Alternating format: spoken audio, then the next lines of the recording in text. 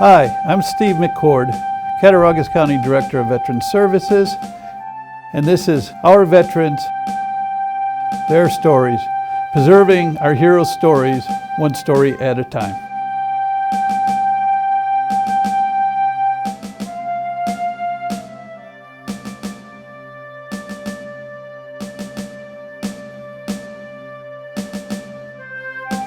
A few months after graduated and just kind of wasn't really doing much, and so decided to join and do something.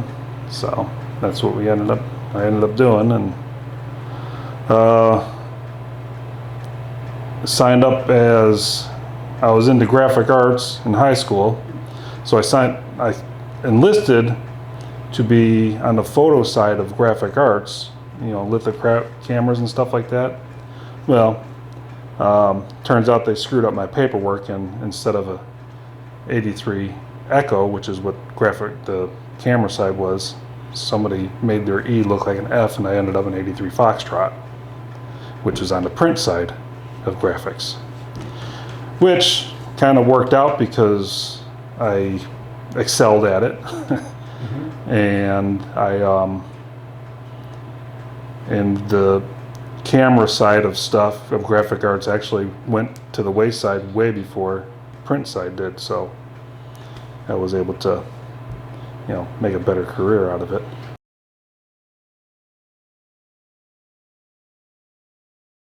Boot camp was in Fort Dix, and then from there went down to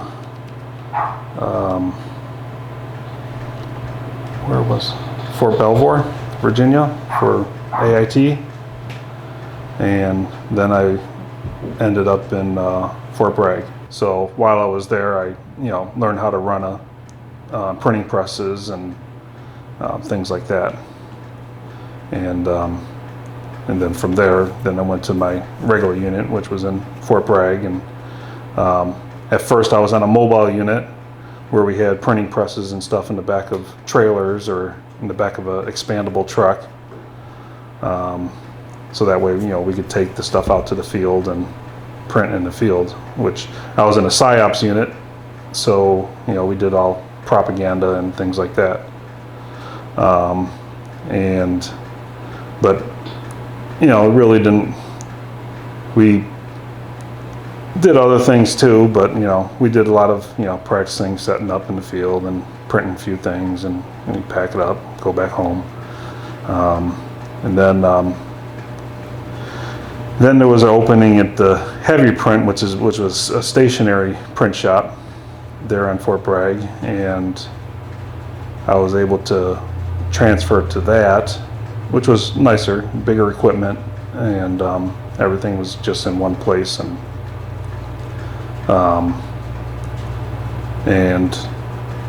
from there, when I was there, then that's when Panama came up, Operation Just Cause, and the AV unit of our company, most of them went down there for that. They did a lot of the loudspeaker stuff and everything down there. Basically, are just annoying, make you so you can't sleep and stuff like that, and eventually it caused Noriega to leave the compound that he was in, and then after that, then Desert Storm came around.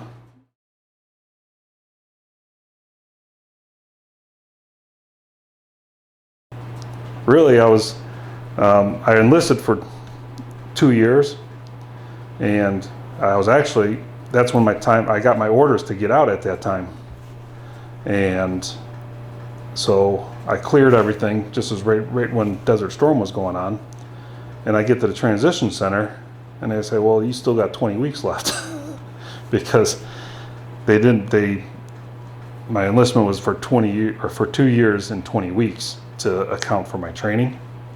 So when my orders to get out came at 2 years, well, they didn't account for the 20 weeks. So they sent me back, and I had to draw everything, and that's when they were sending my unit to Saudi. And so then during that time, then another school came up for reproduction equipment repair, which was in Fort Belvoir also. And so I re-enlisted during that time for 2 more years so I can get to that school, and went to that school. And when I got back, pretty much everything was over by that time. Things we did, like during Saudi and stuff, were, like I said, a lot of propaganda stuff. With me being here, I didn't do too much, but everybody that went over there, they printed the surrender appeal leaflets and stuff, and made leaflet bombs, which basically they took all the leaflets and they rolled them up into like big discs, like a big roll of toilet paper, and loaded them up into a bombshell that had deck cord wrapped around it, and they'd drop them and explode them in the air, and then leaflets would disseminate all over the place. And we also printed because we were doing, we were training them there too. So we actually printed the Ranger handbook in Arabic, which was fun because everything was backwards, and it was right hand bound instead of left hand bound and stuff like that. But yeah, I mean the surrender appeals, they did their job too. I mean, because if you remember back during that time when on the news, they showed these people walking up to the line, with these papers in their hands and stuff like that, and really it was because they didn't treat their soldiers right. They left them out in the field in foxholes and stuff like that, starving and stuff like that. And these, the surrender appeals basically said, take this to the line, and have your weapon pointed at the ground, and we'll feed you and this and that, and you do this and you will not die.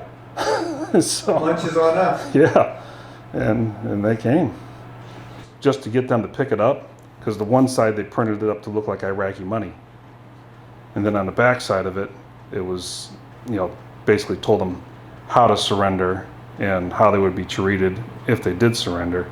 And like I said, it's they pretty much it just said you approach the lines, hold this paper in your hand, if you've got a weapon, have the muzzle pointed toward the ground, and have this leaflet and approach the lines. And like I said, and the very last thing it did say was, if you do this, you will not die. I mean, I wasn't the brains behind it. I was the guy that was just printing their ideas and things like that. So it's, I mean, our biggest thing was, that I dealt with was with the Desert Storm and stuff. We, in the off time, we really didn't do too much and things like that. We did, some scenarios and things like that. But as far as real world stuff, I mean, the Desert Storm for me was the biggest.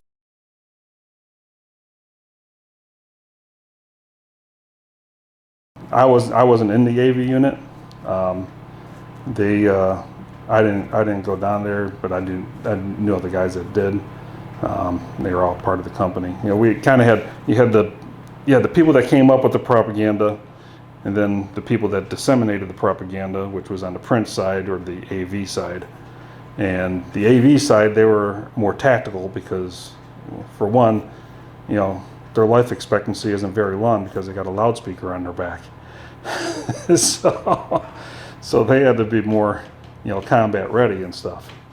And so they would, they would play, babies crying and things like that, just to unnerve the enemy and stuff like that. For constantly, won't let them sleep type of thing. Were you trained in the philosophy of psyops? No. I was like I said, that's a whole different part of the company. We just took their ideas, put it on paper or in the AV side, and put it to use.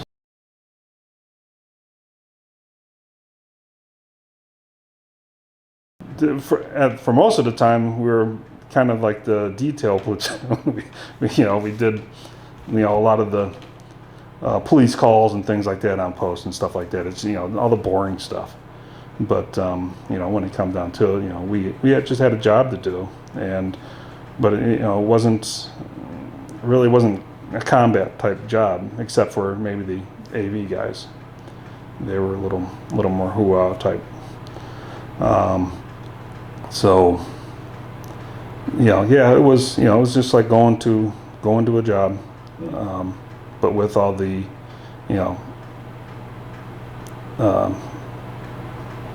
PT and stuff like that in the mornings, doing everything else that everybody else is doing, just not doing the heavy combat training and stuff like that.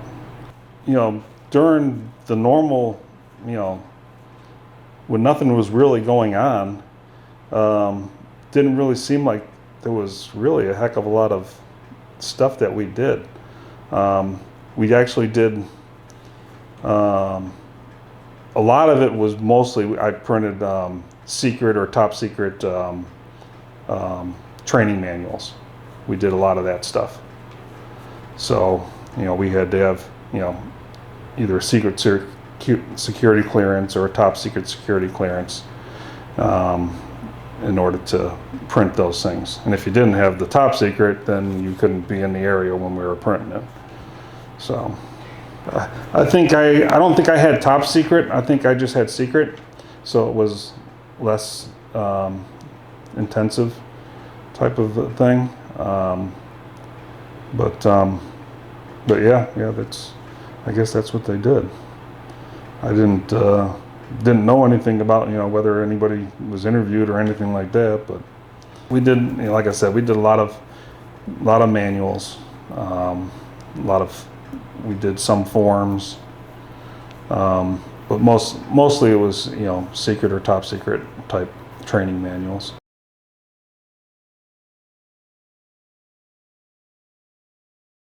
When I lived in Oklahoma, I've been graphic arts equipment service technicians for the past 25 years. So, and tried to do that when I got up here, but I can't seem to find anybody a company that even does it. So, my forte is the printing presses, 4-color printing presses and things like that, that you'll have the finished printed part, and then they take it to a cutter, put it into a collator binding machine, and finish off the book that way. Which, the quality's a little bit better, but it's not, but you've got more steps and things like that. And with the digital, it's a person that can push a few buttons here and there, and comes out, you're good to go. So that's where digital is becoming a big part of the printing industry, but it's not taking it over completely, because your higher volume and stuff like that is still offset printing and stuff. And I did a little bit of printing also, but most of the time I was on the repair side. So they were usually happy to see me when I came in.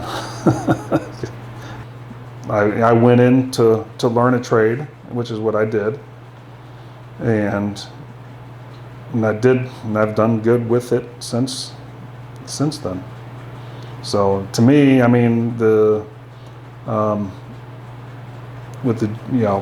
it's kind of a trade-off with the GI Bill, because I was able to, instead of getting schooling, I learned a trade, and I was able to go right into the workforce right away, and made a living off of that.